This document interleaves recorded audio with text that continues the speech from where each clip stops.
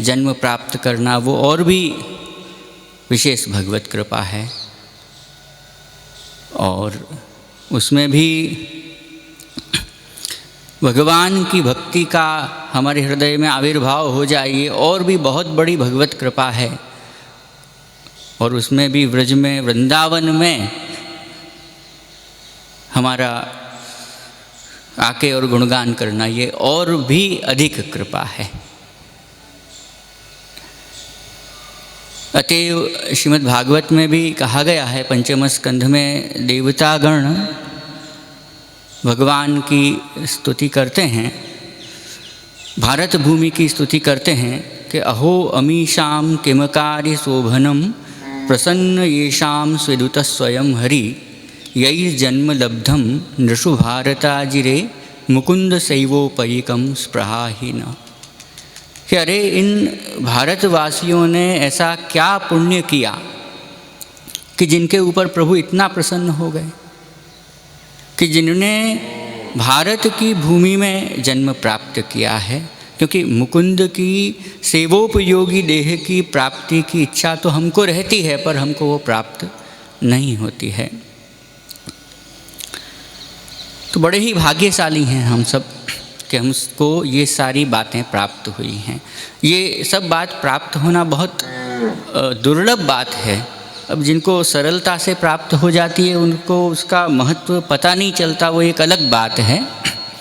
परंतु एक बड़ी दुर्लभ एक ये संयोग बन गया है हमारे लिए। कई लोग इस बात को समझ नहीं पाते हैं और ऐसा सुंदर स्थल पे मनुष्य जन्म प्राप्त करके भी और उसका लाभ नहीं उठा पाते हैं और अपना पूरा जीवन पशुवत व्यतीत कर देते हैं। नीति में एक बड़ी अच्छी बात कही गई कि आहार निद्रा भयमैथुनं च सामान्यमेतत् पशुभिर्नराणां धर्मो हि तेषाम् अधिको विशेषो धर्मेण हीनाः पशुभिः समाना। कि आहार, निद्रा, भय और प्रजोत्पत्ति, ये चार कार्य तो पशुओं के समान ही हैं। यदि मनुष्य जन्म प्राप्त करके भी इन चार कार्यों में ही जीवन को व्यतीत कर दिया जाता है तो फिर उस भले मनुष्य आकार में वो हुआ है लेकिन वो उसका जीवन पशु तुल्य ही है। तो मनुष्य जीवन की क्या विशिष्टता है? तो कहा कि धर्मो ही तेषाम अधिको विशेषो, धर्म ही उसमें एक ऐसा अधिक है कि जिससे वो मनुष्य और पशु की भिन्नता दर्शाता है। यदि मनुष्य के जीवन में धर्माचरण नहीं है तो वो पशुवत ही है। अतएव बड़ा सुंदर एक नीति का श्लोक है, उसमें कहा गया है कि प्रत्यहम प्रत्यवेक्षेत नरश्चरितमात्मनः किम्नु में पशुभिस्तुल्यम किम्नु सत्पुरुषैरपि। कि हमको प्रतिदिन हमारे पूरी जो दिनचर्या है उसका विचार करना चाहिए कि हमने पशुवत क्रिया कितनी की और सत्पुरुषों के तुल्य क्रिया कितनी की। ये ज़रूर हमको विचार करना चाहिए, तो हमको पता चलेगा कि और आगे बढ़ने की प्रेरणा मिलेगी कि हम वास्तव में सत्पुरुष तुल्य जीवन व्यतीत करें। तो ये एक रात्रि के समय या दिन के समय कभी भी एक ऐसा ज़रूर समय बनाना चाहिए और अपने पूरी दिनचर्या का एक आकलन करना चाहिए। तो धर्म जो है वो हमारे अंदर मनुष्यता लाता है, अन्यथा तो पशु तुल्यता है। अब धर्म अर्थात क्या? धर्म के विषय में हम समझें तो सामान्यतया तो धर्म बहुत प्रकार के हैं, परंतु श्रीमद् भागवत में कहा गया कि वेद प्रणिहितो धर्मः, वेद जो है, वेद में जो कहा गया है वो ही धर्म है। अब वेद का तात्पर्य भी ऐसा बताया गया है शास्त्रों में कि वेद का तात्पर्य भी अंततः भक्ति में ही तात्पर्य है। अर्थात वास्तव में वैसे तो सभी धर्म हैं, पर सभी धर्मों में जो वर्णाश्रमादि धर्म भी हैं, सब अपने अपनी जगह पे एक श्रेष्ठता है सबकी, पर सभी धर्मों में जो भगवत संबंधी धर्म हैं वो सर्वश्रेष्ठ धर्म हैं। और वो भगवत संबंधी धर्म अर्थात भगवत भक्ति वही वास्तविक धर्म है।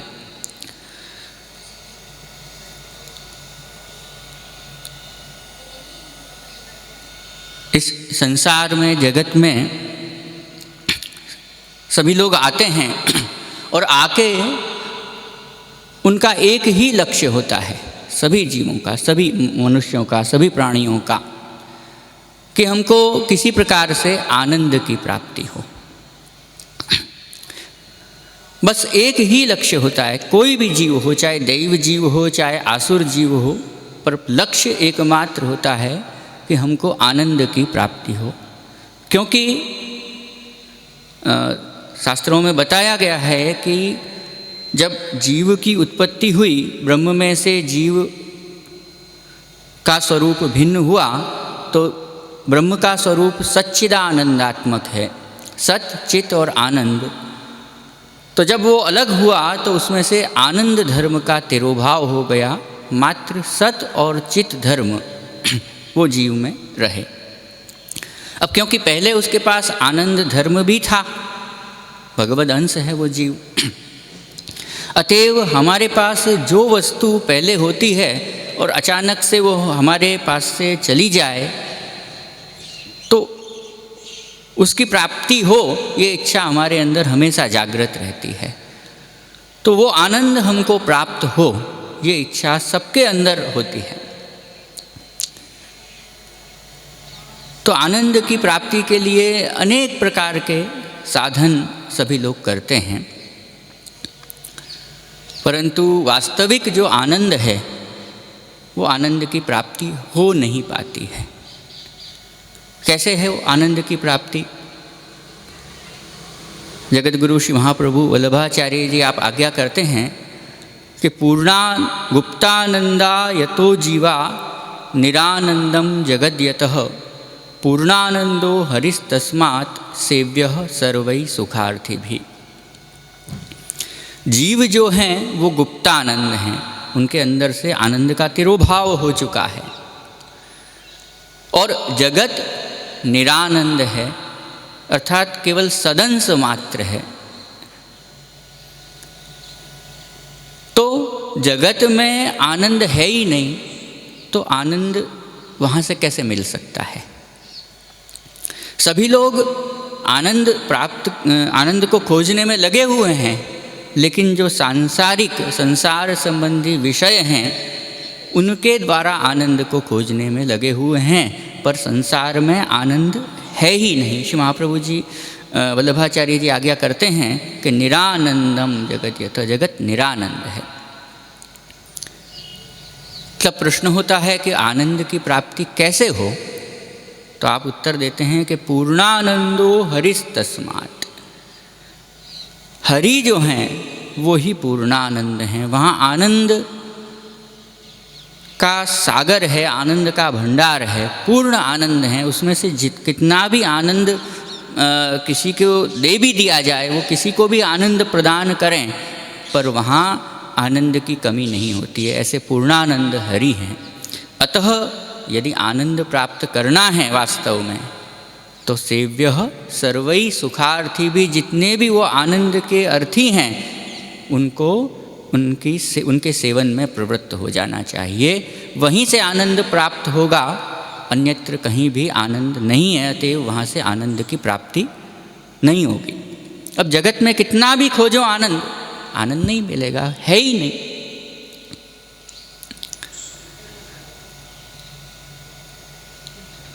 अतएव श्रीमद् भागवत में भी एक बड़ा अच्छा श्लोक कहा गया कि यथा तरोर्मूल निषेचनेन तृप्यन्ति तत्स्कंध भुजोपशाखा प्राणोपहाराच्च यथेन्द्रियाणां तथार्हणं सर्वतम अच्युतेज्या। कि जैसे कोई वृक्ष है, उस वृक्ष को हम विकसित करना चाहते हैं। हम चाहते हैं कि उसमें पुष्प हों, फल हों, वो हरा भरा हो जाए। तो उसको कैसे विकसित करेंगे? कि मूल निषेचनेन तृप्यन्ति तत्स्कंध भुजोपशाखा। उसके मूल का, उसकी जड़ का हमको सिंचन करना पड़ेगा, उसमें खाद डालनी पड़ेगी, उससे वो वृक्ष विकसित, पुष्पित, पल्लवित, फलित होगा। अब कई लोग ऐसे भी होते हैं कि जो जड़ है उसको बिल्कुल बंद कर देते हैं, उसका चौतरा बनाते हैं, पूरे में पत्थर लगा देते हैं नीचे, उसके जड़ बिल्कुल बंद हो जाती है। ऐसे कई वृक्ष हमने देखे, फिर वो सूख जाते हैं वृक्ष। पानी ऊपर से डालते रहते हैं, पत्तों में पानी डाल देते हैं, पर पत्तों में पानी डालने से वृक्ष विकसित नहीं होता है, क्योंकि वृक्ष को विकसित करने के लिए तो मूल का सिंचन करना पड़ेगा ना। तो इसी प्रकार से हमको आनंदित होना है, हमको सुखी होना है, पर हम लोग वो वृक्ष में खाद पानी मूल में न देके पत्ते में, डाल में खाद पानी देने वाला रास्ता चुन लेते हैं। तो प्रसन्नता, सुखी होना, आनंदित होना, ये हमको प्राप्त नहीं होता है, क्योंकि वो उसके लिए तो हमको जड़ में पानी डालना पड़ेगा। और हम सब के जो मूल हैं वो तो स्वयं भगवान हैं। वेद में बताया गया है कि पहले तो एकमात्र ब्रह्म ही था, और ब्रह्म ने जब ऐसी इच्छा की कि मैं एक में से अनेक हो जाऊं, तब स आत्मानं द्वेधा पातयत पतिश्च पत्नी चा भवताम इत्यादि प्रक्रिया से बहुश्याम प्रजायेय, कि मैं बहुत रूप में हो जाऊं, और वो बहुत रूप में हो गया। तो पहले एकमात्र वो ही था, वो सबका मूल है, उनमें से संपूर्ण जगत हुआ है। तो मूल का यदि हम सिंचन करेंगे तभी हमको आनंद की प्राप्ति होगी। दूसरे सब रास्ते बेकार हैं, उसमें हमको आनंद की प्राप्ति बिल्कुल भी नहीं हो सकती है। दूसरा दृष्टांत श्रीमद् भागवतकार कहते हैं कि प्राणोपहाराच्च यथेन्द्रियाणां तथार्हणं सर्वतमच्युतेज्या। प्राण, जिसके कारण हमको भूख प्यास की अनुभूति होती है, वो सभी इंद्रियों का ईश्वर है। हमारी आँख, नाक, कान वगैरह जितनी भी इंद्रिय हैं, सबका नियामक प्राण है। प्राण को हम पोषित करेंगे, उसको अन्न पानी देंगे, तो हमारी सारी इंद्रियां व्यवस्थित काम करेंगी। और उसका पोषण यदि हम बंद कर देंगे तो इंद्रियां कोई काम नहीं करेंगी। उपनिषद में ऐसी कथा आती है कि एक बार सभी इंद्रियों ने कहा कि, सब कहने लगे कि मैं सर्वश्रेष्ठ हूँ, मैं सर्वश्रेष्ठ हूँ। तो कहा कि ठीक है, देख लेते हैं कौन सर्वश्रेष्ठ है। तो सबसे पहले घ्राणेन्द्रिय ने कहा कि चलो मैं कुछ दिन के लिए बाहर जाता हूँ। तो घ्राणेन्द्रिय जब चली गई तो थोड़ी सी सुगंध नहीं आई, जैसे अभी कोरोना की वजह से नहीं आई थी, ऐसे बाकी और कोई समस्याएं नहीं हुई। फिर वापस वो आर तक के घ्राणेन्द्रिय वापस आ गई, तो कर्णेन्द्रिय फिर गई। कुछ सुनाई नहीं पड़ा थोड़े दिन, तो थोड़ी तकलीफ हुई। ऐसे क्रमशः फिर नेत्रेंद्रिय चली गई, तो थोड़ी तकलीफ और हुई, पर जीवन चलता रहा। फिर सारी इंद्रियों ने कोशिश कर ली, हार तक के सब वापस आ गईं। अंत में प्राण ने कहा कि अब मैं जाता हूँ। जैसे ही प्राण निकलने का प्रयत्न मात्र किया और सारी इंद्रियां अव्यवस्थित हो गईं और कहा कि नहीं, तू ही हमारा ईश्वर है, तू यहाँ है। तो प्राण जो है वो सभी इंद्रियों का ईश्वर नियामक है। प्राण के द्वारा सभी इंद्रियों का संचालन होता है।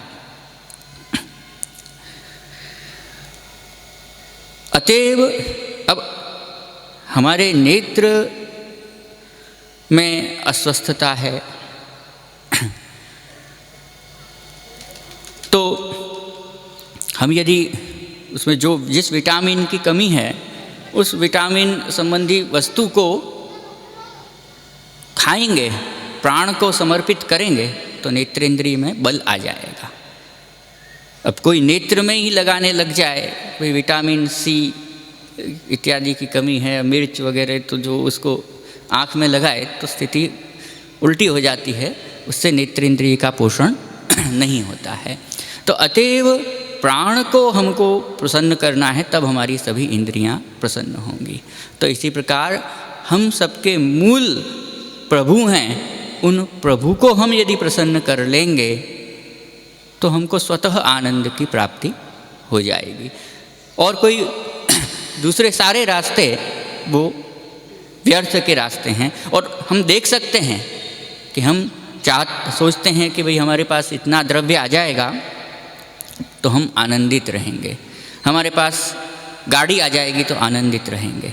पर आनंद किसको कहते हैं कि जब आनंद आ गया उसके बाद फिर हमको दूसरे किसी की अपेक्षा नहीं रहनी चाहिए। वो मिल गया फिर हमको किसी भी वस्तु की अपेक्षा नहीं होनी चाहिए। वैसी स्थिति नहीं बनती है। गाड़ी आ जाती है तो फिर उससे अच्छी गाड़ी की फिर अपेक्षा पैदा हो जाती है, फिर और भी उससे अच्छी गाड़ी, फिर अच्छा मकान बंगला। आनंद में हम नहीं हैं वास्तव में, वो आनंद का आभास मात्र हो रहा है। वास्तविक आनंद तो प्रभु में ही है, प्रभु भक्ति में ही है, क्योंकि प्रभु भक्ति से ही प्रसन्न होते हैं। अतएव हम देख सकते हैं कि जो सच्चे भगवत भक्त होते हैं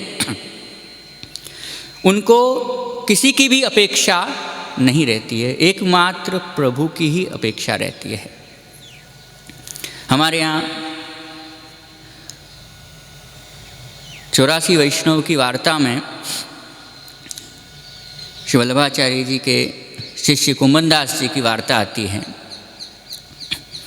कि कुंभनदास जी का बनाया हुआ पद किसी ने बादशाह को सुना दिया। वो बादशाह जानकार था तो उसका बड़ा अच्छा लगा कि किसने बनाया, कि कुंभनदास जी ने बनाया है, कि उनको हमारे पास लेके आओ। अब कुंभनदास जी के पास उसने अपने आदमी भेजे कि बादशाह बुला रहा है।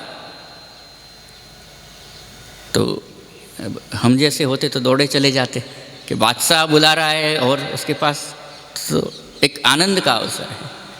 पर कुंभनदास जी को तो बड़ा दुख हो गया। उन्होंने कहा कि मुझे कोई बादशाह के पास नहीं जाना है, साफ मना कर दिया। क्योंकि उनको तो केवल प्रभु की अपेक्षा है, उनको बादशाह की अपेक्षा नहीं है।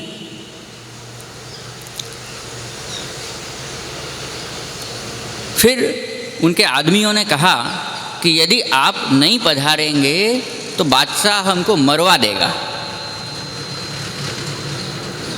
तब फिर उनको जाना पड़ा कि भाई मेरे कारण किसी प्राणी की हत्या हो जाए वो भक्त कैसे सहन कर सकता है। तो उन्होंने कहा कि ठीक है, अब चलते हैं।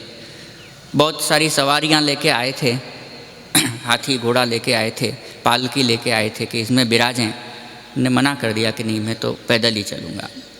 वहाँ पे गए फतेहपुर सीकरी में, उस समय राजा बादशाह वहाँ रहता था, और उनके सन्मुख गए तो उनने, गर्मी के दिन थे, बहुत सुंदर फूल बंगला बनाया हुआ था, उसमें कहा कि आप बिराजिए। तो कुंभनदास जी को लगा कि कहाँ मैं नरक में आ गया हूँ। बहुत सुंदर इत्र वगैरह का छिड़काव था, बहुत सुंदर पंखा झले जा रहे थे, पर उनको ऐसी अनुभूति हुई कि मैं नरक में आ गया हूँ। क्योंकि मेरे श्री गोवर्धन नाथ जी यहाँ पे हैं नहीं, ऐसा उनको, क्योंकि उनको बिल्कुल किसी की अपेक्षा रहती ही नहीं है भक्त को तो। और फिर भी दुखी हुए बैठे, बादशाह ने कहा कि कुछ सुनाओ। वो तो भक्तों का लक्षण है, गीता में कहा है दैवी संपत्ति के अभयम सत्व संशुद्धि, सबसे पहला लक्षण अभय, निर्भयता। कह दिया कि भक्तन को कहा सीकरी सो काम, आवत जात पनैया टूटी विसर गयो हरि नाम। कि भक्त को सीकरी से क्या काम है, आते जाते हमारी चप्पल की जोड़ी और टूट गई और प्रभु का नाम और भूल गए। जाको मुख देखे दुख उपजत, ताको करनो पर्यो प्रणाम। कि जिसका मुख देखने से ही हमको दुख हो जाता है, उसको प्रणाम करना पड़ा आके। कुंभन दास प्रभु गोवर्धन धर और सब झूठो धाम। ठाकुर जी गोवर्धन धर के बिना तो सब धाम और बेकार है, सब कुछ हमारे लिए सब व्यर्थ है। भक्त तो ऐसे निरपेक्ष होते हैं क्योंकि उनको वास्तव में आनंद की अनुभूति हो चुकी है। आनंद है ही इसका नाम कि जहाँ प्रभु के अतिरिक्त, जो आनंद स्वरूप प्रभु हैं, उनके अतिरिक्त किसी की भी अपेक्षा न रहे, वही आनंद है। बाकी तो हम बहुत बार प्रयोग कर देते हैं कि हाँ आनंद में हैं, पर वास्तव में आनंद में नहीं होते हैं। ये तो खाली हम एक वाचिक प्रलाप कर देते हैं कि हाँ, कोई पूछता है कैसे हो, ठीक हो, हाँ आनंद में है, पर वास्तव में आनंद में नहीं होते हैं। आनंद वही है कि निरपेक्ष हो जाएं हम, प्रभु के अतिरिक्त अन्य किसी की भी अपेक्षा हमको न रहे, वो ही वास्तविक आनंद है।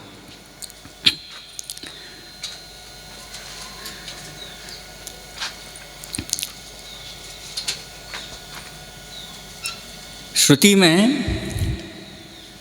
वेद में जीव की उत्पत्ति का प्रकार इस प्रकार बताया कि यथाग्ने क्षुद्रा विस्फुलिंगा विच्चरन्ति एवमेव एतस्माद् आत्मनः सर्वे प्राणासि सर्वे जीवा विचरन्ति। कि जैसे अग्नि में से चिंगारी निकलती है, ऐसे ब्रह्म में से जीव अलग होता है, उसका अंश। ब्रह्म का अंश है जीव। भगवत गीता में भी कहा कि ममई वांसो जीव लोके जीवभूत सनातन। तो जीव अंश है, भगवान अंशी हैं। तो ऐसा नियम है कि यो यदंस स तम भजेत। जो जिसका अंश होता है उसको अपने अंशी का भजन करना चाहिए। हम देख सकते हैं कि जहाँ भी इस प्रकार का अंशांशी भाव है, वहाँ अंशी के भजन में अंश की सहज प्रवृत्ति होती है।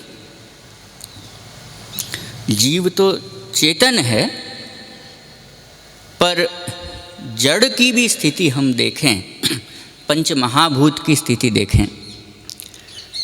जैसे पृथ्वी है, अब पृथ्वी का एक अंश, कोई एक पत्थर का टुकड़ा, हम उसको अपनी पूरी ताकत से इस पृथ्वी से अलग करने के लिए ऊपर आकाश में फेंक दें, उसकी सहज गति अपने अंशी की तरफ ही होती है, सहज गति होती है।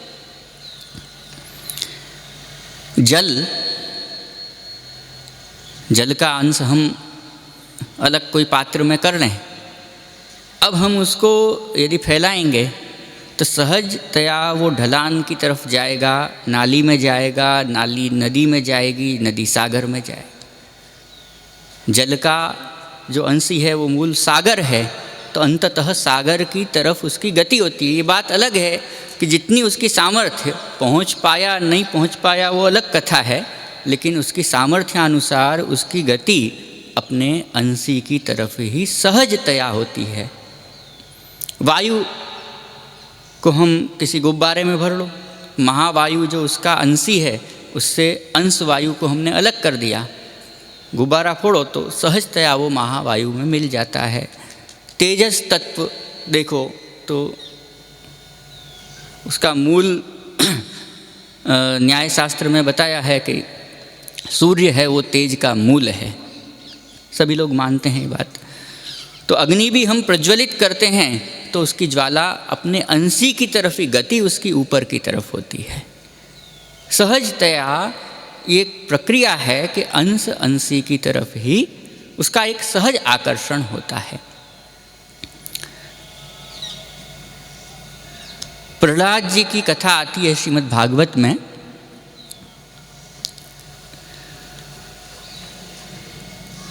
हिरण्यकशिपु ने उनसे पूछा कि क्या पढ़ रहे हो, तो उनने तो जो बात थी स्पष्ट कह दी कि भाई भगवत भक्ति ही श्रेष्ठ है। गुस्सा हुआ, शुक्राचार्य जी के पुत्रों को उलाहना दिया। उन्होंने घर ले जाके उससे पूछा कि अरे तुझे किसने सिखा दिया कि तू तेरी बुद्धि प्रभु में कैसे लगी। तो प्रहलाद जी ने बड़ा सुंदर उत्तर दिया कि यथा ब्राह्म्यत्ययो राजन स्वयमाकर्ष सन्निधौ तथा में भिद्यते चेतः चक्रपाणेर यद्रच्छया, कि जिस प्रकार से लोहा स्वयं चुंबक की तरफ आकर्षित होता है, हे ब्रह्मन मेरी बुद्धि भी किसी की प्रेरणा से नहीं परंतु स्वयं ही भगवान की तरफ आकर्षित हो रही है। ये एक सहज बात है। अंश का अंशी की तरफ आकर्षण ये कोई असहज बात नहीं है, सहज बात है। हाँ, आकर्षित न होना ये जरूर असहज बात है। यदि हम हमारे अंशी की तरफ आकर्षित नहीं हो रहे हैं, कुछ असहजता है, ये बात समझ लेनी चाहिए।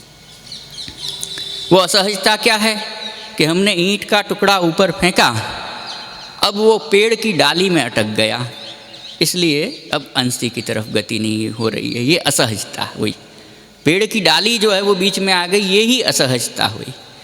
जल का पात्र फैला नहीं है, वो पात्र में ही भरा रह गया है, इसलिए गति नहीं हो रही है, वो असहजता है। तो असहजता अंशी की तरफ आकर्षित न होना ये असहजता है, आकर्षण तो सहज बात है। जीव के किस्से में भी यही है कि यहाँ जो है हमारा सहज आकर्षण है, पर उसमें कुछ प्रतिबंध ऐसा आ गया है कि जिसके कारण से वो आकर्षण की गति रुक गई है, और वो प्रतिबंध ही माया है, अविद्या है। और उसका ऐसा प्रतिबंध आ गया है, जैसे लोहे को हम किसी में बंद कर दें तो वो चुंबक की तरफ उसका खिंचाव बंद हो जाएगा। तो ऐसे माया ने अपने अंदर हमको आवृत कर दिया है, अतएव हमारी गति हमारे अंशी की तरफ नहीं हो पा रही है। और उस माया रूपी आवरण को दूर करने का उपाय भगवान भगवत गीता में आज्ञा करते हैं कि मामेव ये प्रपद्यन्ते मायाम एताम तरन्ति ते, कि जो मेरे प्रपन्न होते हैं, मेरे शरणागत होते हैं, मेरी भक्ति करते हैं, वो इस माया को तैर जाते हैं। वहाँ भगवान ने एवकार का प्रयोग किया, मामेव ये प्रपद्यन्ते, अर्थात माया को तैरने का अन्य कोई उपाय नहीं है, यही उपाय है।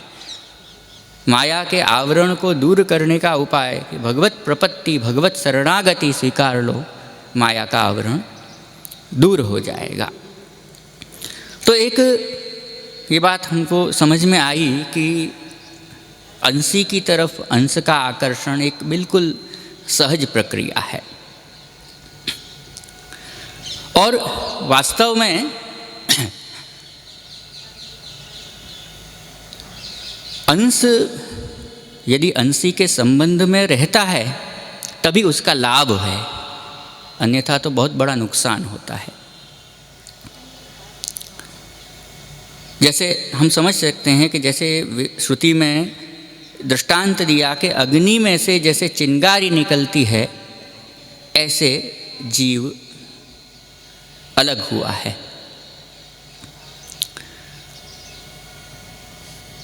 तो अग्नि कुछ आवाज़ थोड़ी सी कुछ है। हाँ, नहीं वो कुछ ऐसा बोल रहे हो ना अब। हाँ, जैसे अग्नि है तो अग्नि में जो धर्म हैं वो सारे धर्म चिंगारी में भी विद्यमान रहते हैं। भगवान का अंश है जीव। भगवान में, भगवान क्यों कहते हैं उनको कि उसमें उन्होंने भग है, भग युक्त जो है उनको भगवान कहते हैं। ऐश्वर्य, वीर्य, यशश्री, ज्ञान, वैराग्य, ये 6 की भग संज्ञा है। तदयुक्त हैं तो भगवान हैं, अर्थात भगवान का अंश है जीव। तो जीव में भी ये भगवत्ता जरूर है। ऐश्वर्य भी है उसमें, वीर्य भी है, यश भी है, श्री भी है, ज्ञान भी है और वैराग्य भी है। ये बात अलग है कि वहाँ अंशी हैं तो वहाँ आधिक्य है उसका, यहाँ अंशात्मना, लेकिन ये सारे धर्म यहाँ विद्यमान रहेंगे ही। तो जैसे अग्नि में से चिंगारी निकलती है तो ऐश्वर्य अग्नि का है कि वो कुछ भी, ऐश्वर्य किसको कहते हैं कि कर्तुम अकर्तुम अन्यथा कर्तुम, ये त्रिविध सामर्थ्य युक्तता, यही ऐश्वर्य है। कुछ भी करने की सामर्थ्य, न करने की भी सामर्थ्य और नियम के विपरीत करने की भी सामर्थ्य, वही ऐश्वर्य है। श्री महाप्रभु श्री वल्लभाचार्य जी इसका बड़ा सुंदर प्रकार आप 10वें स्कंध के जो 29वां अध्याय है, श्री महाप्रभु जी के अनुसार श्रीमद् भागवत के 7 अर्थ हैं और 7 अर्थ में शास्त्रार्थ, स्कंधार्थ, प्रकरणार्थ, अध्यायार्थ, वाक्यार्थ, पदार्थ और अक्षरार्थ। उस विवेचन में मैं अभी नहीं जा रहा हूँ, परंतु केवल जब वो अलग अलग प्रकरण के अर्थ बताए हैं तो वहाँ प्रकरणार्थ में 10वें स्कंध में आपने ऐसे बताए कि एक एक अध्याय ऐश्वर्य, वीर्य, श्री, ज्ञान, वैराग्य निरूपक हैं। तो जो 29वां अध्याय है वो ऐश्वर्य निरूपक अध्याय है, जहाँ पे भगवान ने रास लीला का मन किया और सब गोपिकाओं को वेणुनाद करके बुलाया। और जब गोपिकाएं आईं तो फिर कहा कि भाई तुम्हारा स्वागत है, पर अब जिस कार्य के लिए आईं पूरा हो गया हो तो वापस जाओ। और फिर अंत में लघु रास का प्रकार, ये सब प्रथम अध्याय की लीला है। तो वहाँ कर्तुम अकर्तुम अन्यथा कर्तुम, ये त्रिविध सामर्थ्य उस अध्याय में स्पष्टतया दृष्टिगोचर होती है कि भगवान वन में विराजमान हैं और वन में से आप वेणुनाद करते हैं और गोपीजन तो व्रज में स्थित हैं, माने बहुत दूरी है। और जो आह्वान करते हैं वो भी अव्यक्त वाणी से करते हैं, वेणु से करते हैं। स्पष्टतया बुला नहीं रहे हैं, नाम नहीं ले रहे हैं, पर वेणु के द्वारा, अव्यक्त शब्द के द्वारा दूरस्थित गोपिकाओं का आह्वान, ये भगवान की कर्तुम सामर्थ्य है, अतएव हो रहा है।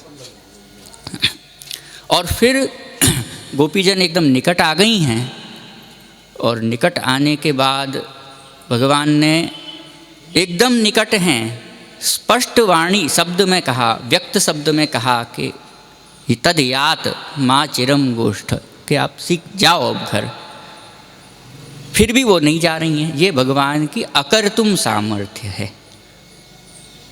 अब इतनी दूर से अस्पष्ट शब्द से बुला रहे हैं और यहाँ एकदम निकट आ गई हैं, उनको स्पष्ट शब्द में कह रहे हैं कि जाओ, फिर भी नहीं भेज रहे हैं। ये आपकी अकर्तुम सामर्थ्य। इसमें एक बात समझने की है कि ये सामर्थ्य है, असामर्थ्य नहीं है। सामर्थ्य और असामर्थ्य अलग वस्तु होती है। भगवान की ये अकर्तुम सामर्थ्य काम कर रही है, भगवान स्वयं नहीं भेजना चाह रहे हैं, अतएव वो नहीं जा रही हैं। तो अकर्तुम सामर्थ्य है। अतएव महाप्रभु श्री वल्लभाचार्य जी ने इन श्लोकों के दोनों तरह से अर्थ प्रकट किए हैं कि आप कह रहे हैं कि मत जाओ, ऐसा ही कह रहे हैं एक पक्ष में, और एक पक्ष में तो ऊपर से दिखता है कि जाओ। दोनों प्रकार के अर्थ किए हैं। तो हाँ, अकर्तुम सामर्थ्य कार्य कर रही है, और भगवत आज्ञा का उल्लंघन वो तो बहुत बड़ा दोष है, और भगवत आज्ञा का उल्लंघन का तो कुछ बड़ा दंड मिलना चाहिए, पर रास के रूप में उनको फल प्राप्त हुआ। ये अन्यथा कर्तुम सामर्थ्य काम कर रही है। तो इस प्रकार की कर्तुम अकर्तुम अन्यथा कर्तुम सामर्थ्य वही ऐश्वर्य है। तो जिस प्रकार से भगवान जो हैं उनमें ऐश्वर्य है, ऐसे जीव में भी अंशात्मना ऐश्वर्य विद्यमान है। परंतु जैसे अग्नि है, उनमें से चिंगारी निकली, तो चिंगारी में भी जैसे अग्नि का ऐश्वर्य है कि वो सबको जलाने में समर्थ है, चिंगारी भी जला सकती है, नहीं जला सकती ऐसा नहीं है, चिंगारी में भी वो ऐश्वर्य है। अग्नि का ऐसा पराक्रम है कि उसमें कोई हाथ डालने में डरता है कि जल जाएंगे। चिंगारी में, अग्नि में जो वीर्य है, पराक्रम है, चिंगारी में भी वही वीर्य है कि उसको हाथ में लेने में सबको डर लगेगा कि नहीं, भले ही चिंगारी है तो अग्नि की ना, जल जाएंगे। चिंगारी का भी वही वीर्य है। यश के अग्नि है, ये यश है अग्नि का, चिंगारी का भी यश है कि अग्नि की चिंगारी है। उसकी सुंदर शोभा श्री है कि वो एकदम प्रज्वलित हो रही है, एकदम बढ़िया दिखाई पड़ रही है। चिंगारी भी एकदम चमक रही है, शोभा उसकी भी है। अंशात्मना है पर है, श्री है। ज्ञान प्रकाशक होता है, अग्नि में प्रकाशकता है, चिंगारी में भी प्रकाशकता है। अग्नि सबके प्रति वैराग्य भाव लिए हुए है। उसमें कोई पवित्र वस्तु डालो तब भी उसको भस्म कर देगी और उसको पवित्र बना देगी, अपवित्र वस्तु डालो तो भी वो पवित्र हो जाएगी, भस्म हो जाएगी। चिंगारी में भी यही गुणधर्म विद्यमान है, वैराग्य धर्म, सारे धर्म विद्यमान है। क्यों? कि वो अग्नि का अंश है। जीव में भी ये सारे धर्म विद्यमान हैं। लेकिन एक बात ध्यान से समझो कि ये कब तक हैं कि अग्नि में से चिंगारी निकली, थोड़ी देर तक ये सारी बातें रहेंगी, लेकिन बाद में जब वो कोयला हो जाएगी चिंगारी, न उसका कुछ ऐश्वर्य है, न उससे कोई डरेगा, वीर्य भी नहीं है, उसका कोई यश भी नहीं है, श्री भी नहीं है, ज्ञान भी नहीं है, वैराग्य भी नहीं है। चिंगारी जब कोयला हो जाएगी उसमें कुछ भी नहीं रहेगा, क्योंकि उसमें अग्नि का संबंध खत्म हो गया है। ठीक वही बात जीव में भी है। भगवान का अंश है, भगवान से उसका संबंध यदि बना रहा तो उसका अपना ऐश्वर्य, वीर्य, यश, ज्ञान, वैराग्य सब कुछ उसके अंदर है। पर भगवान से संबंध खत्म हुआ, फिर उसके अंदर कुछ भी नहीं है। कोई भी उसको डरा धमका सकता है, कुछ भी कर सकता है। उसका कोई ऐश्वर्य भी नहीं है, कोई वीर्य नहीं है, यश, श्री, ज्ञान, वैराग्य, कोई धर्म उसके अंदर नहीं है। अब वो सारे धर्म पुनः कैसे आए? वो तभी आएंगे कि जब भगवत संबंध बना रहेगा। तो भगवान के संबंध में, भगवान का संबंध बन गया तो फिर उसका ऐश्वर्य है, उसका वीर्य है, उसका यश, श्री, ज्ञान, वैराग्य सब कुछ उसमें वापस निश्चित ही आ जाएगा। कैसे माने कि आ जाता है? अपने सामने अनेकों दृष्टांत हैं भक्तों के। श्रीमद् भागवत आदि में अपन देख सकते हैं कि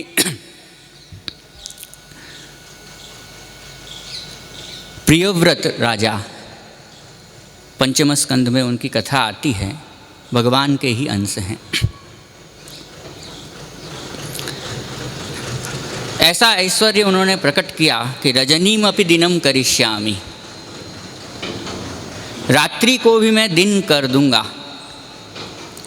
सूर्य आधे विश्व में ही प्रकाश करता है, आधे विश्व में अंधेरा रहता था। प्रियव्रत राजा का सब जगह उनके ही सत्ता थी, तो उनको अच्छा नहीं लगा कि ये आधे मेरे राज्य में अंधेरा रहे, आधे में उजाला।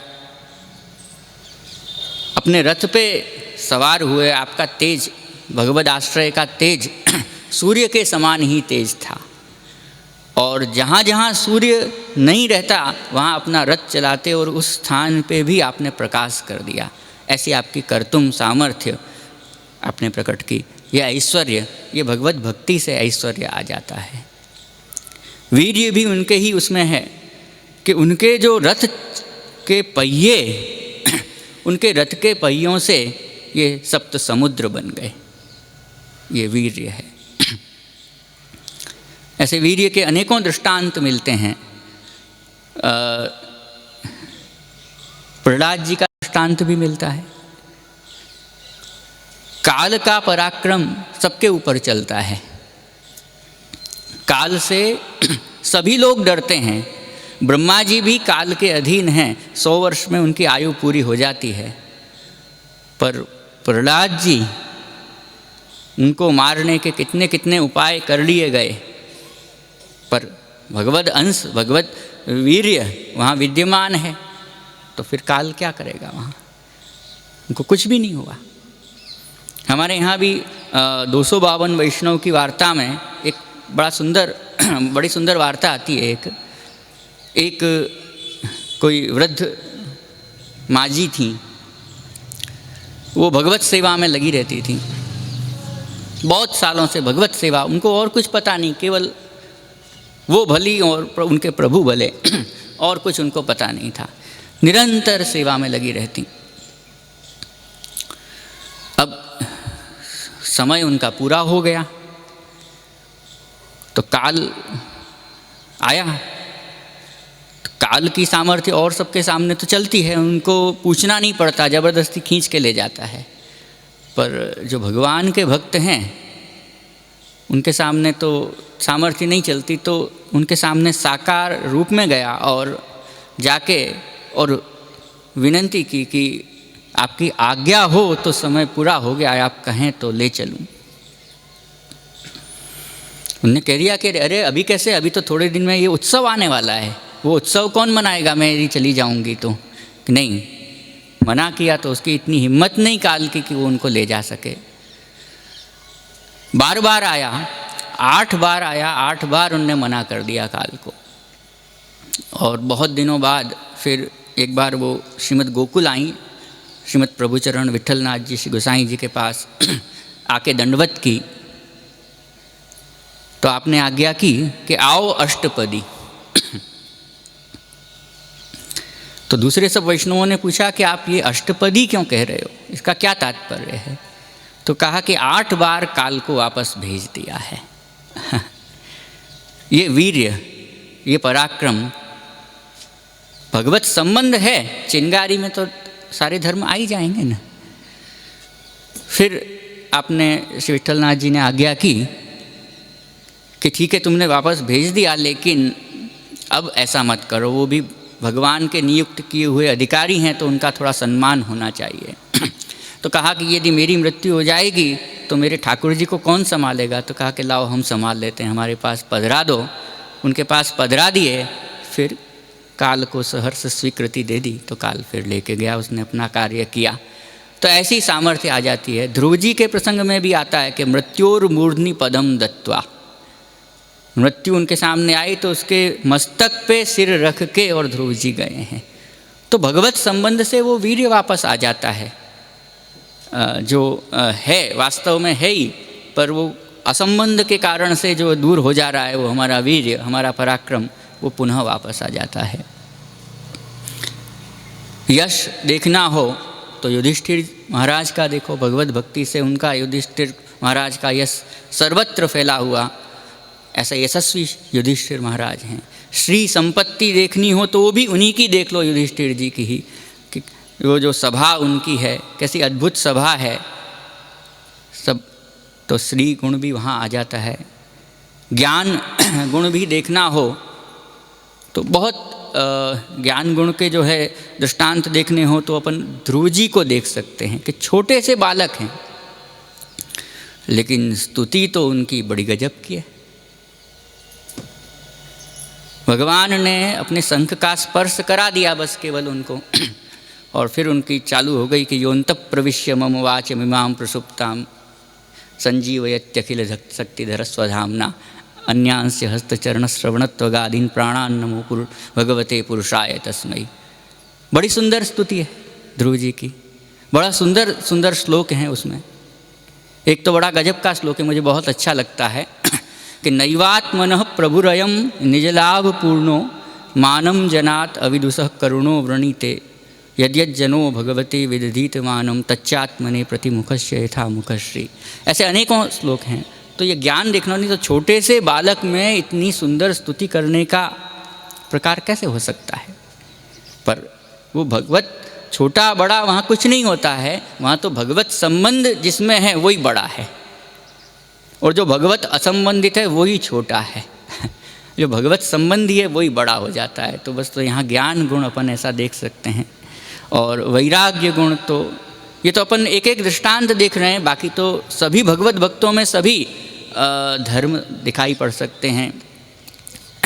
तो वैराग्य धर्म भी वैसे तो आप अवतार हैं, पर ऋषभदेव जी का वैराग्य बड़ा प्रसिद्ध वैराग्य का प्रकार है।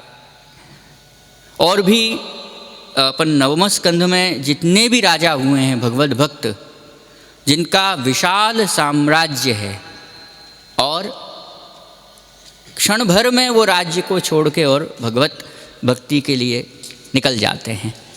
ये कोई सामान्य बात नहीं है।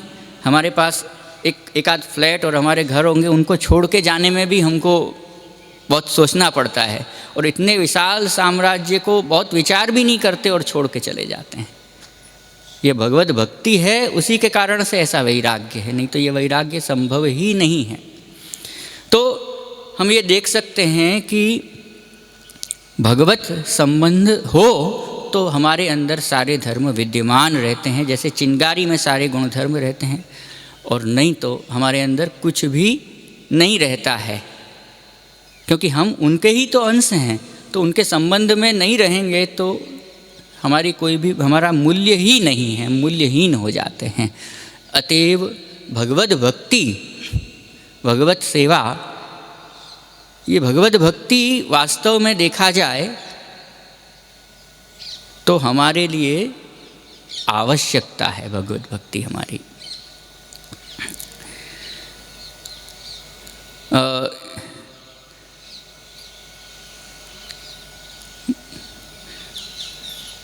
महाप्रभु श्री वल्लभाचार्य जी का एक ग्रंथ है, चतुश्लोकी नाम का ग्रंथ।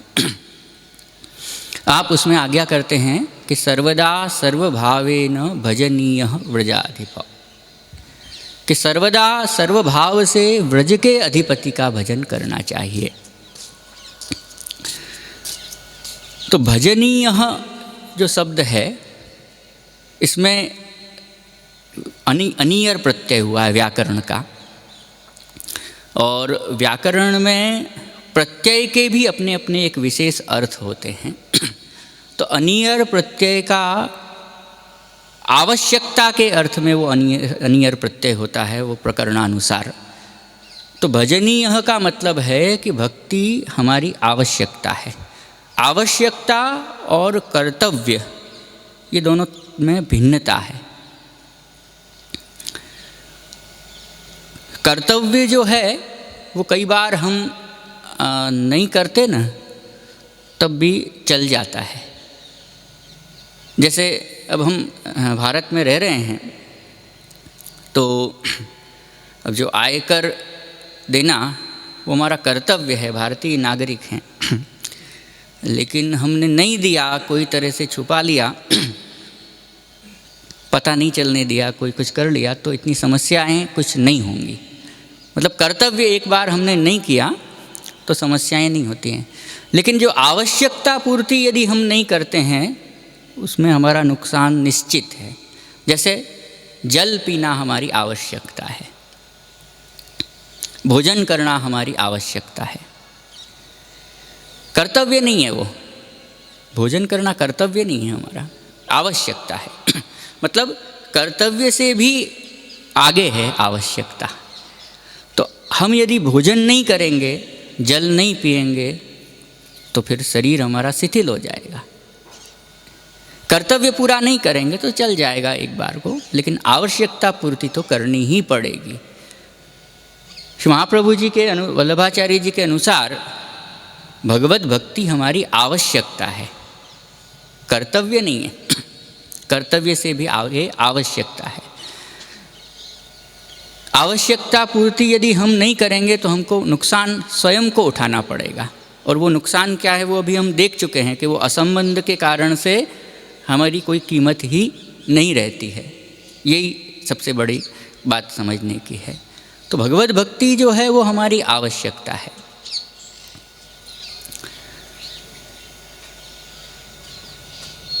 अब कई बार कई लोग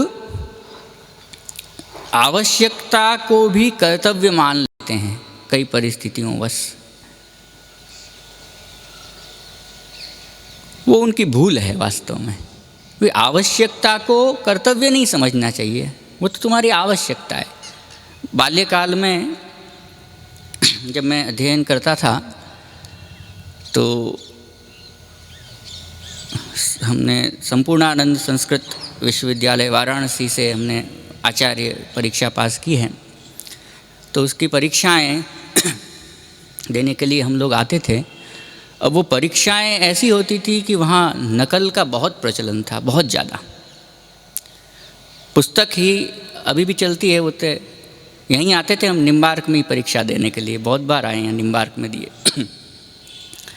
अब हमको पहले से ही हमारे पितृचरण ने ये बहुत अच्छी तरह से सिखाया था कि भाई नकल नहीं करनी चाहिए। तो हमको अंदर से भी संकोच होता था नकल करने में, हम करते ही नहीं थे कभी भी।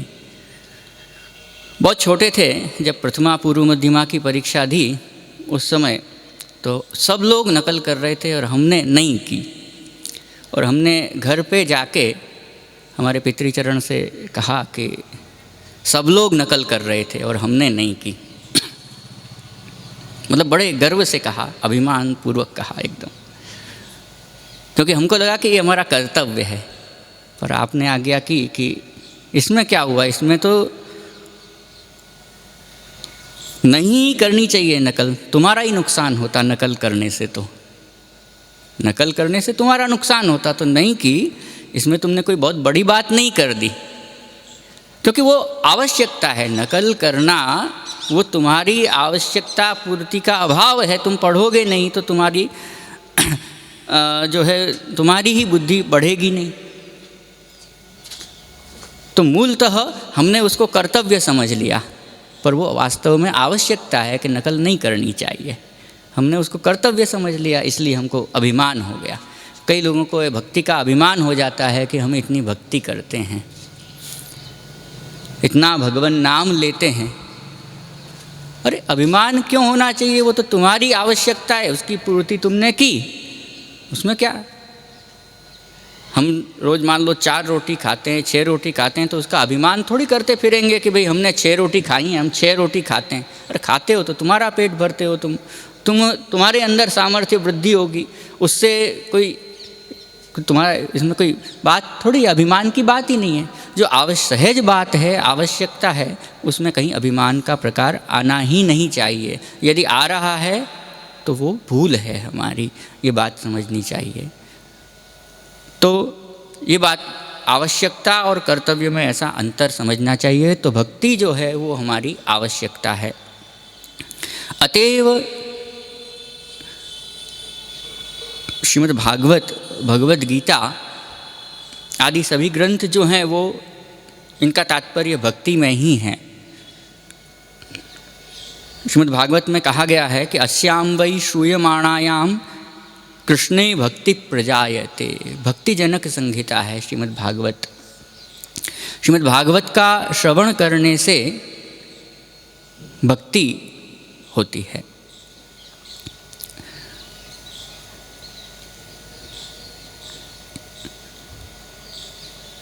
कितनो समय करना है? हैं?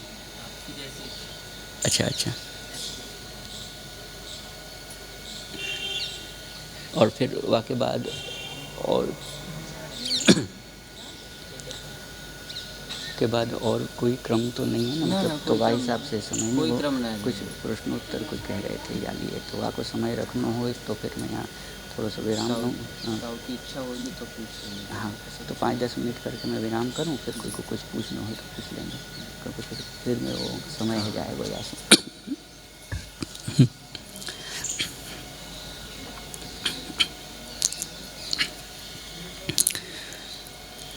तो श्रीमद् भागवत भक्ति जनक संहिता है। भगवान नाम आदि का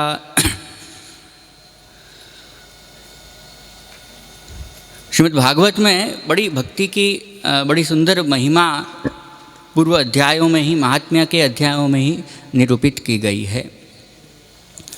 और अभी अपन ने जो बात समझी कि भक्ति हमारी आवश्यकता है और मनुष्य जीवन हमको प्राप्त हो रहा है, तो उसका लाभ वास्तव में क्या है वो हमको श्रीमद् भागवत बहुत सुंदर शब्दों में समझाती है। 10वें स्कंध के अध्याय में वेणुगीत में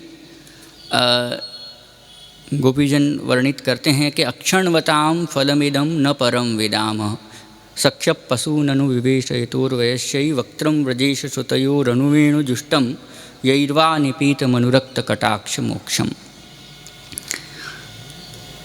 जो नेत्र वाले अक्षणवताम के दो अर्थ हो सकते हैं, क्योंकि अक्ष शब्द जो है वो इंद्रियवाची भी है और नेत्रवाची भी है। तो इंद्रियवान का फल क्या है? तो कहा कि इंद्रियवान के लिए फल यही है कि भगवान को विषय बनाए। हमारी सभी इंद्रियां भगवान में लग जाएं, यही हमारी इंद्रिय का फल है। महाप्रभु श्री वल्लभाचार्य जी ने इसकी कारिका में बड़ी सुंदर बात कही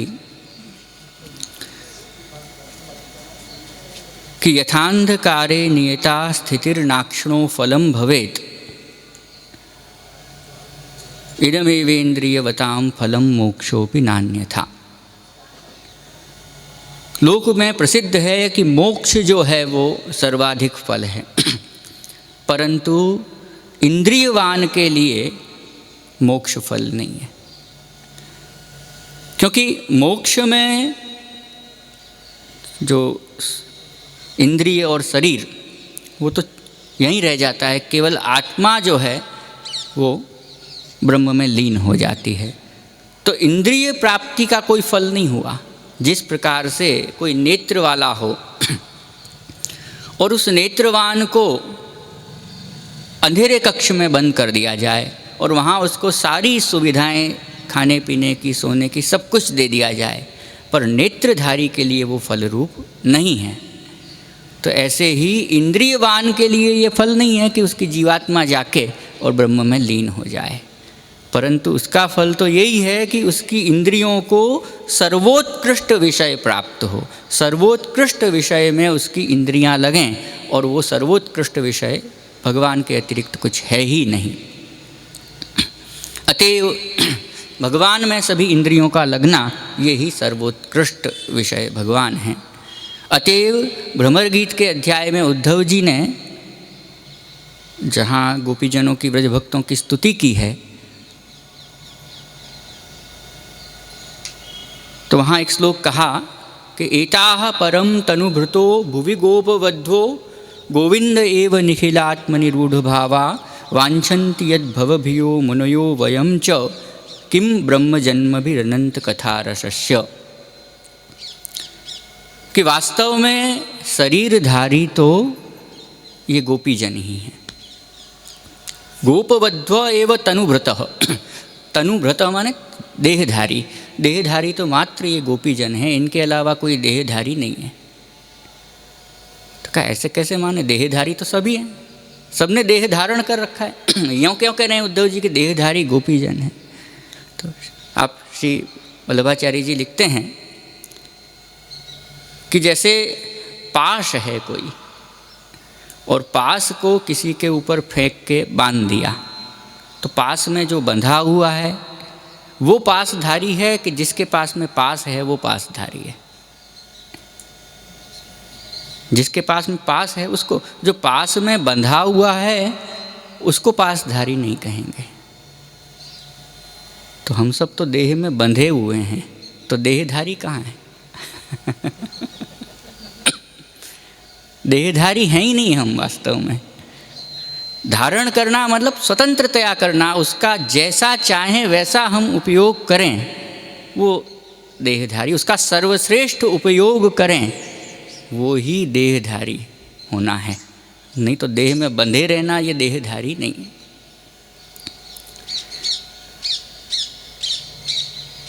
इतना उत्कृष्ट मनुष्य देह प्राप्त हुआ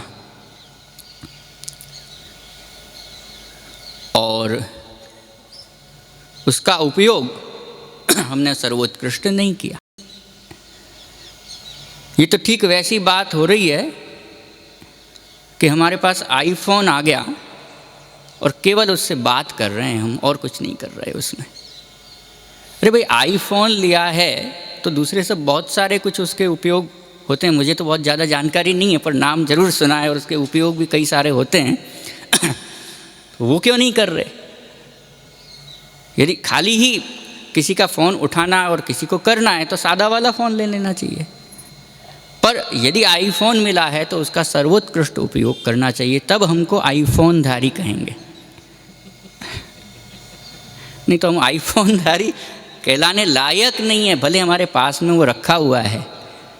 तो मनुष्य देह की प्राप्ति हुई है और उसको सर्वोत्कृष्ट विषय में हमने नहीं लगाया, तो हम देहधारी हैं कहाँ? क्योंकि इन गोप वधुओं ने ही इसका सर्वोत्कृष्ट उपयोग किया है, अपनी प्रत्येक इंद्रियों को सर्वोत्कृष्ट विषय प्राप्त कराया है। अतः उद्धव जी कह रहे हैं कि एताह परम तनुभृतः, ये ही देहधारी हैं और कोई देहधारी नहीं है। तो वास्तव में जो हमारे मनुष्य जीवन की सार्थकता, वो इन सब श्रीमद् भागवत आदि ग्रंथों से और उसमें भी ऐसे जो महापुरुषों के व्याख्यान हैं उनसे हमको समझ में आती है।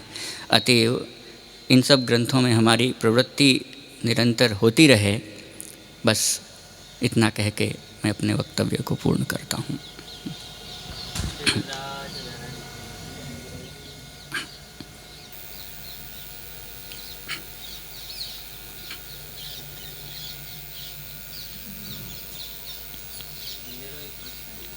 बोलो।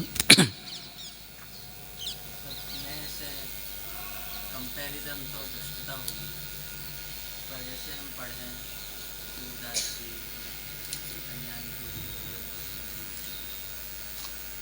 तो अंतिम समय पे एक बड़ा सुंदर कि चित्तवृत्ति कहाँ है और ये जो, और जैसे जैसे उनने अपनी बात रखी गोसाई जी के चरणन में कि कहाँ चित्तवृत्ति, तो वह प्रसंग पढ़ के सदैव मन में ये रहे कि हमारे मन में उन मतलब वह तरीका के भाव आ पाएंगे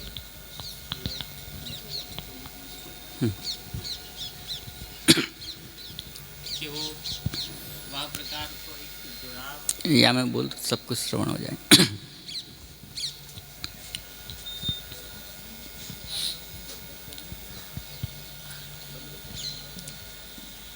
चित्तवृत्ति और नेत्रवृत्ति अंतिम समय पे जैसे सूरदास जी के चरित्र में हम पढ़ें, अन्य सखा हैं कुमनदास जी, तो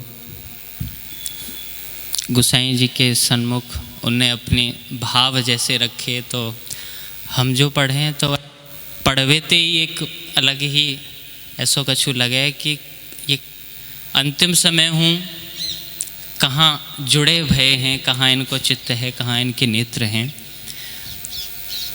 तो वहाँ तक हम जैसे जीव कभू एक क्षण के काजे हूँ पहुँच सकें,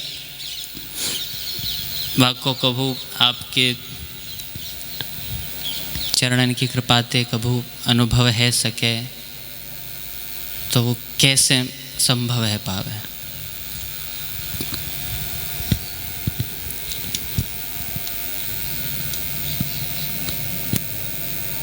ब्रजभाषा में ही कर दूँ?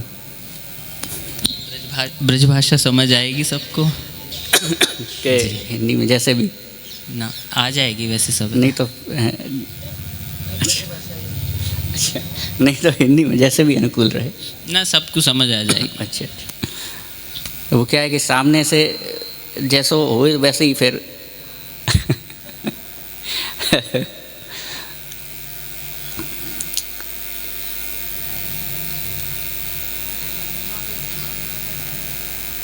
असल में चित्तवृत्ति को प्रभुन में लगनो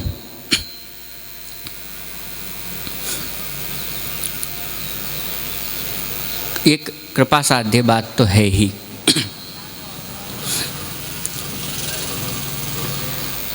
और वो भगवत कृपा जो है वाको प्राप्त करवे को वैसे तो साधन है ही नहीं, क्योंकि शास्त्र में ऐसे कहो है कि उनको कोई साधन से प्रसन्न नहीं किया जा सके है। परंतु श्री गोसाई जी आप विठलनाथ जी विज्ञप्ति में आज्ञा करें हैं कि भक्तानाम दैन्यमेवेकम हरितोषण साधनम नहीं साधन संपत्त्या हरिस्तुष्यति करहिचित भक्तानाम दैन्यमेवैकम हरितोषण साधनम।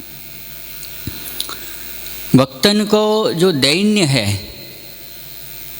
वो ही हरि की संतुष्टि को साधन है।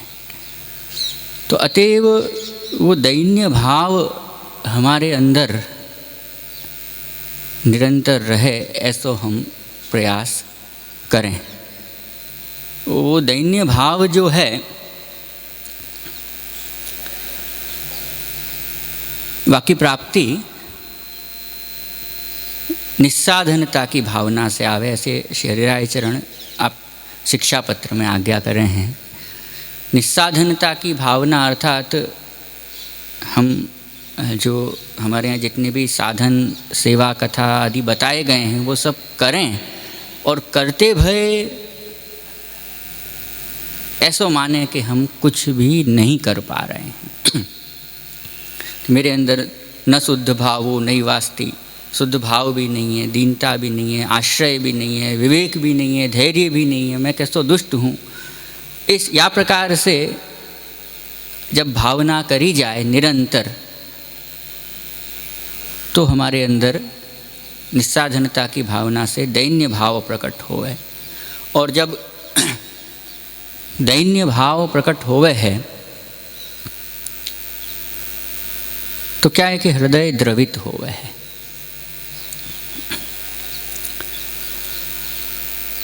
हृदय द्रवित होवे है, नेत्रे जलम गात्र रुहेसु हर्षः, ऐसा श्रीमद् भागवत में कही। नेत्र में जल आवे, गात्र रूह माने हमारे रोम जो हैं वो खड़े हो जाएं, हर्षित हो जाएं। क्योंकि श्री महाप्रभु जी आज्ञा करें वहाँ सुबोधनी जी में कि जहाँ जल होए न वहीं कमल खिले, वहीं वृक्ष जो हैं वो पौधा जो हैं वो खड़े हों। तो हमारे रोम जो हैं वो सब पौधा हैं, तो बिना जल के तो वो सूख के गिर जावे नीचे, पर जैसे ही जल प्रकट होएगा अंदर तुरंत वो खड़े हो जाएंगे। नेत्र कमल में भी जो है वो भी सरस हो जाएगा। हमारा हृदय कमल भी जो है वो अभी तक बंद है, वो खिल जाएगा। तो हृदय कमल को जो आसन जब तैयार रहेगा तो प्रभु वहाँ पे विराजेंगे। बंद रहेगा, उनके विराजवे की ही व्यवस्था हमने नहीं करी तो हृदय में कैसे विराजेंगे। और हृदय में नहीं विराजेंगे तो चित्तवृत्ति फिर उनमें कैसे लगेगी। हृदय में जो भाव होंगे वही में चित्तवृत्ति रहेगी। तो प्रभु को हृदय में पधरानो पड़ेगा, और वो पधरावे के लिए हृदय कमल खोलनो पड़ेगा, और वो हृदय कमल खोलवे के लिए दैन्य भाव लानो पड़ेगा, और वो निस्साधनता की भावना से आए।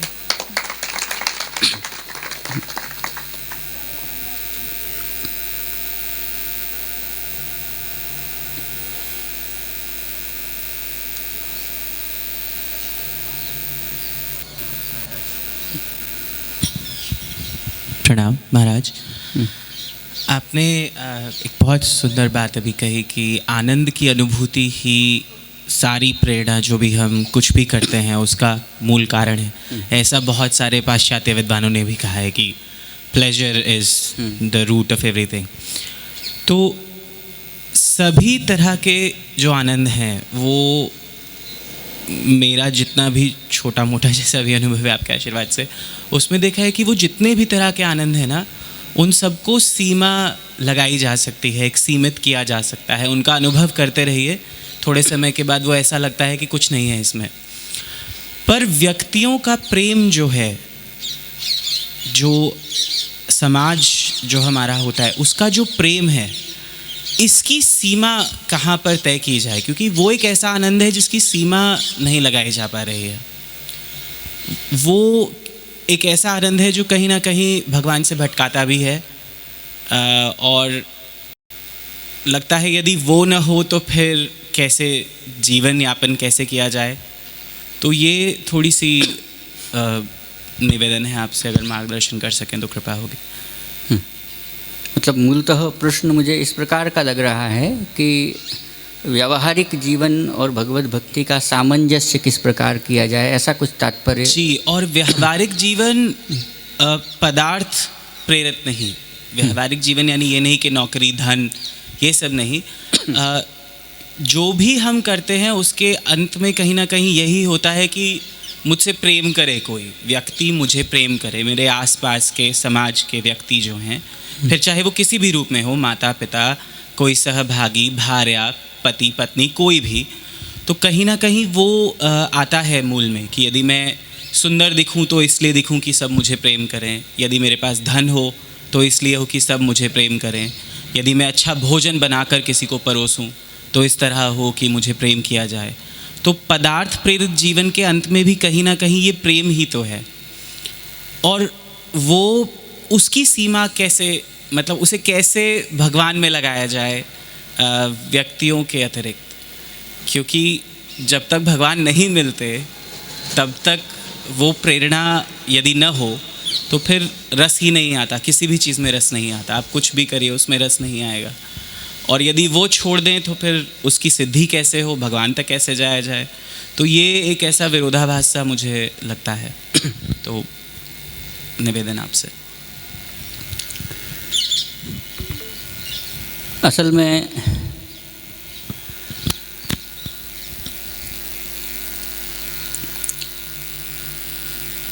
जो हमारी अहंता और ममता है,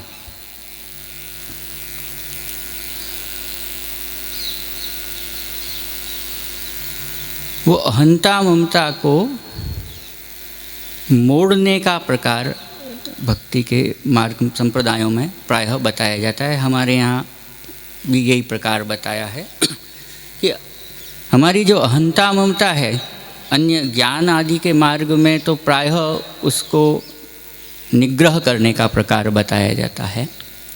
अहंता ममता का निग्रह करने का प्रकार, यानी उनको रोक दो, लेकिन वो बड़ा मुश्किल काम होता है रोकना। एक तरफ से रोकते हैं तो वो दूसरी तरफ से प्रबल हो जाती है। अहंता को रोकेंगे तो ममता प्रबल हो जाएगी, ममता को रोकेंगे तो अहंता प्रबल हो जाएगी।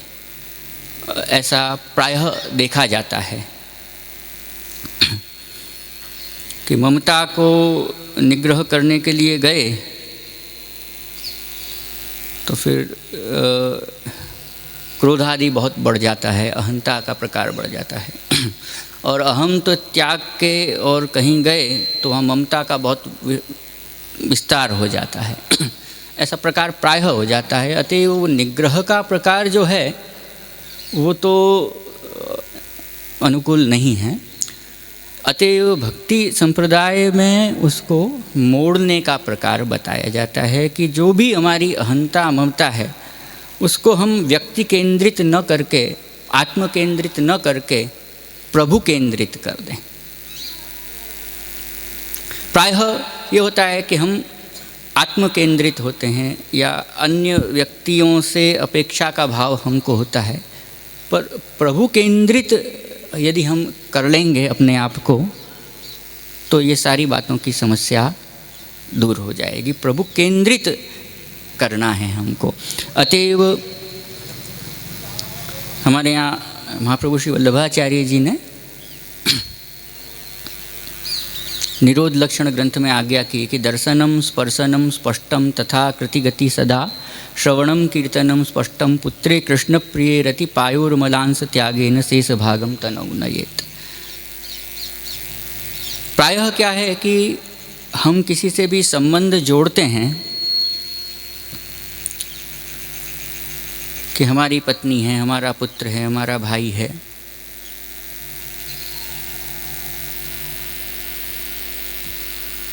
वैष्णव बनने के बाद वास्तव में क्या दृष्टि कोई रखता कैसे है वो अलग कथा है, लेकिन किस प्रकार के संबंध रखने चाहिए